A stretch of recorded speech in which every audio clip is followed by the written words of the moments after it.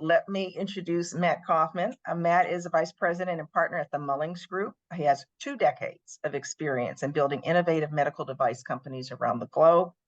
The Mullings Group is an experienced search firm that's in medtech, health tech, and life sciences. They have over 8,000 successful searches, 8,000 plus, 800 plus companies globally that they work with, and 30 plus years just in search.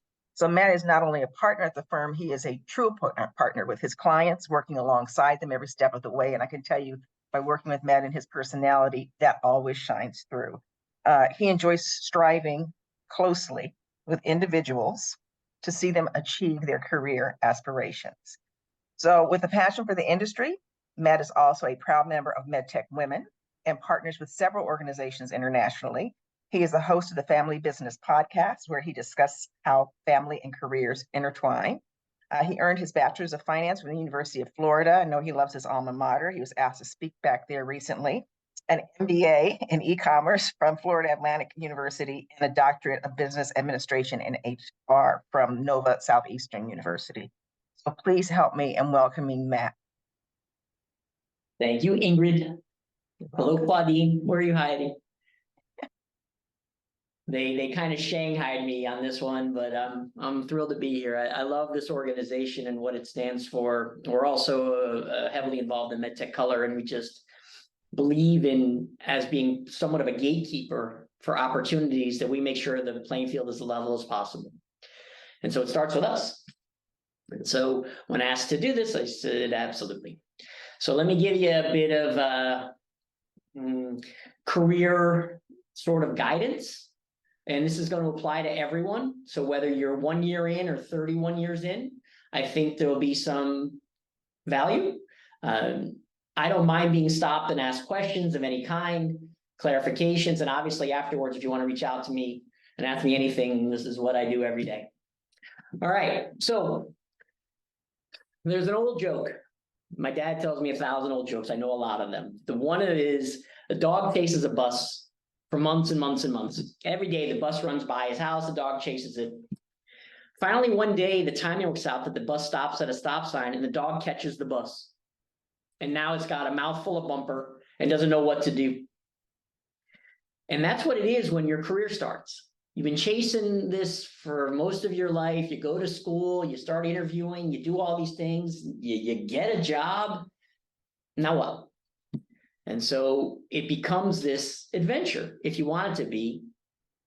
Some people decide to make it a very stressful, difficult experience where it just tears them up inside. Me, I like it to be a roller coaster, and it's a ton of fun.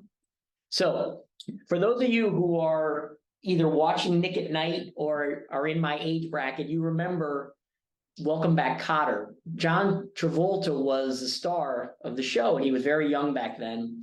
And he was this kind of dopey student, Vinnie Barbarino, and he would always say, what, where, why? Whenever anyone asked him a question, he would just go blank. And so I started thinking about this as it relates to how do you get started on figuring out, okay, how do I grow my career? How do I advance? How do I become more? And so it starts with these basic questions. Now, I always recommend stepping back a bit from almost any situation and asking yourself the one big question, which is, what problem are we solving? Because that allows you to now pick a direction. So if you're trying to solve a specific portion of your career, whether it's promotion or a lateral move or moving to a new company or getting a raise, or should I go back to school, or how do I get on certain teams and get exposed to certain parts of the organization? How do I get international? This will allow you to have some direction on where you're going. So ask yourself first, okay, what am I trying to accomplish here? Because if you try to do it all in one big bite, it's impossible. Take it one step at a time. So first of all, ask who can help me with this? Who is knowledgeable in this area? The two that are connected the most are what and how. So you want to know, okay, well, what do I ask? If I say I want to go work overseas, I want to become an expat, I want to go work in Europe. I always wanted to do that, and here's my chance. So I find out people who have done it and people who run the program, so I know who. Now the question is what and how do I ask? So you start thinking about some questions that would be relevant, not only to you, but to them. Why would they consider you for this? And so that's the how part, is you want it always to be mutualistic, not just how this helps you.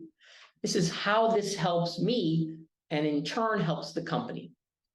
And then the why is, if everyone reads their Simon Sinek, you know that you have to find something that drives you. Why do you want this? Is it just a box to check? Do you want to just tell your friends that you worked as an expat? Or do you want to become more worldly? Do you want to pick up another language? Do you want to be a global business person? You have a true reason why you want to do this. But if you can't come up with a why, the odds are that's not the right step for you yet. You're just not there. So a little thing about me, I can eat pasta every day and be happy. I can change the sauce, change the ingredients, change the shape of the pasta, thrilled. My wife laughs because she's like, literally, you eat this every day. I'm like, yep, pretty much. Lunch too, if I can swing it. And so I started thinking about that when I was doing this presentation the other night. And I thought about this colander analogy, because that's really what it is. When you start getting information and advice from people, it's like pouring it into a colander. And all of the water washes through, because that's just excess information. Some of it's not that valuable. Some of it, well, you kind of spaced out while they were talking. You didn't even hear them because they were babbling. There's all kinds of, let's call it waste, that goes to the bottom of the sink. But what stays is the good stuff. What stays is the pasta. So when you get advice, this is the course of action that I would recommend, is be able to let the other information that's not as valuable drain out and only take what's of value.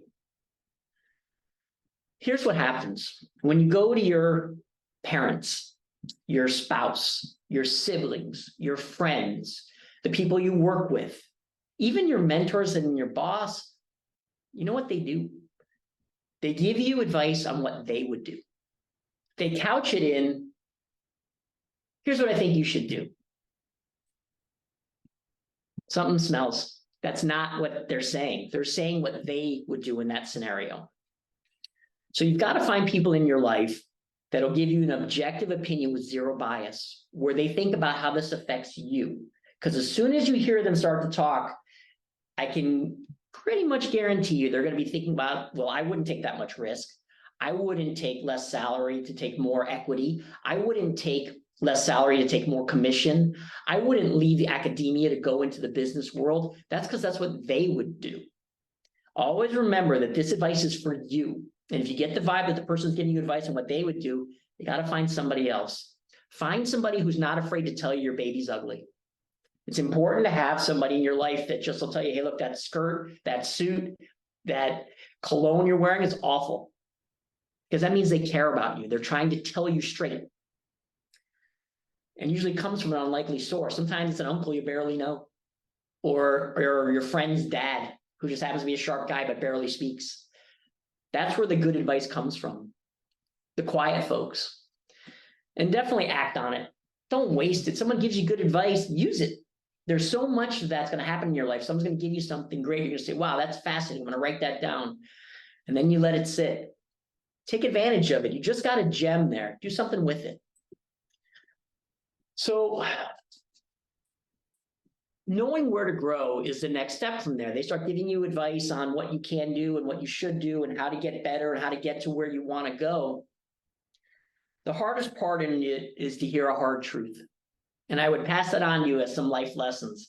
Be able to hear a hard truth about yourself and be able to give a hard truth to somebody else in a way that's not unkind. It's a very difficult skill on both sides of that equation. But if you can't look at yourself in the mirror and realize, you know what? I don't know enough. I need to go back to school and get a master's. You know what? I'm really good at sales, but I don't know anything about marketing. I thought I did. I took marketing classes, but I don't know diddly. And you have to be able to hear that. And sometimes you're going to have to be able to give that to someone else. And it's not going to be fun. Sometimes that conversation's hard. Usually I recommend it with a bottle of something, usually helps. So you want to sit down as often as you can with it. Most people every quarter is usually the way to go. Anything less than that, every month, it's a little too fast. for some of the bigger things. You want to have micro goals and things that you're hitting each week or each month, but you want to check back in with these people every quarter and say, all right, I'm doing this, because the bottom line is you need someone who holds you accountable.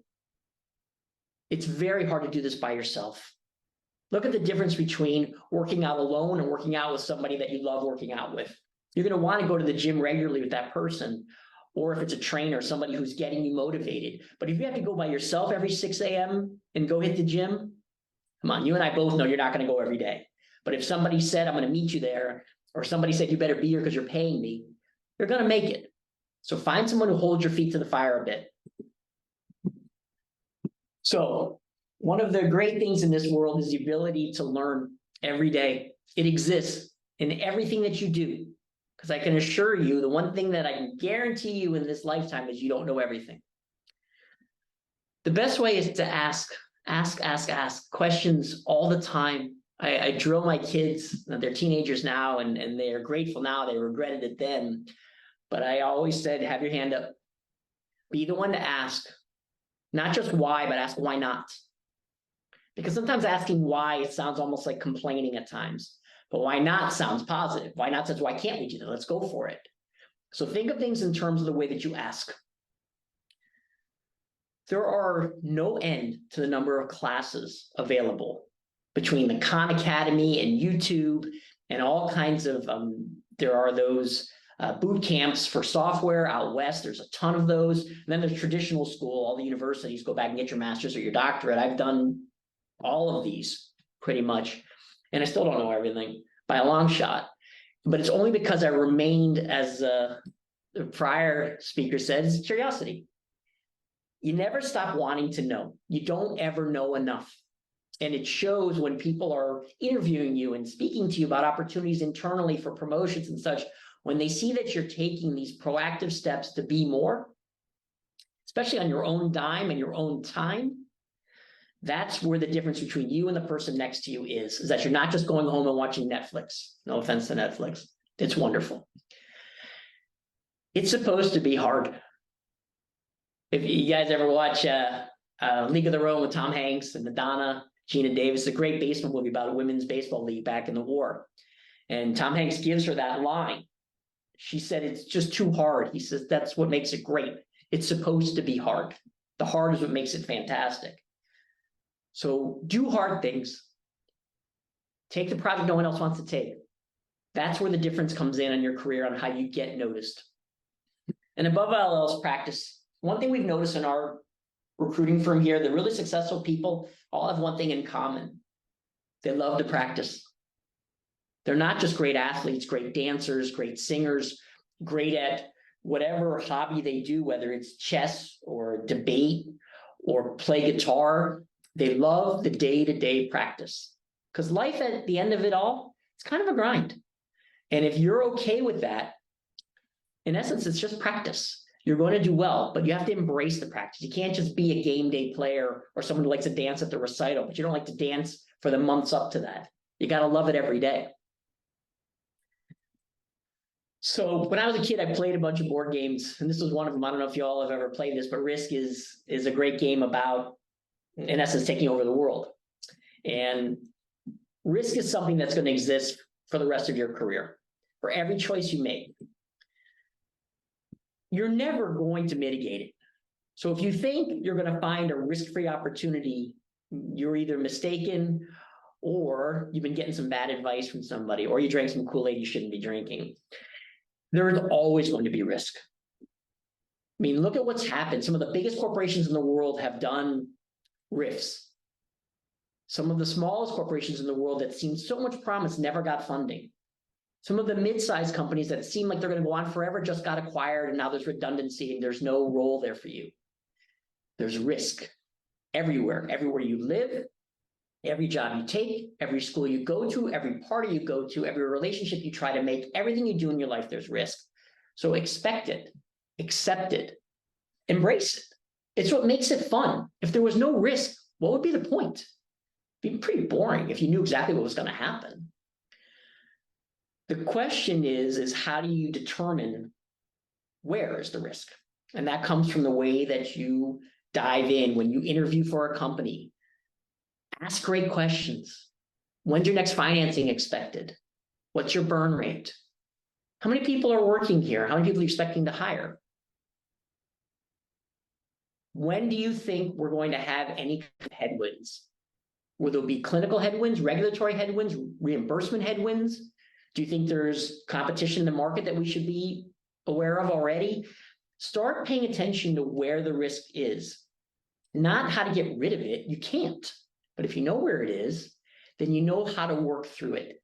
And that's the mistake that some people make, is they spend their whole life waiting for this perfect scenario. Dr. Seuss calls it the waiting place, and nothing happens there, ever. So for those of you that like to drive and have a bit of a lead foot, this is your slide. You always have to push.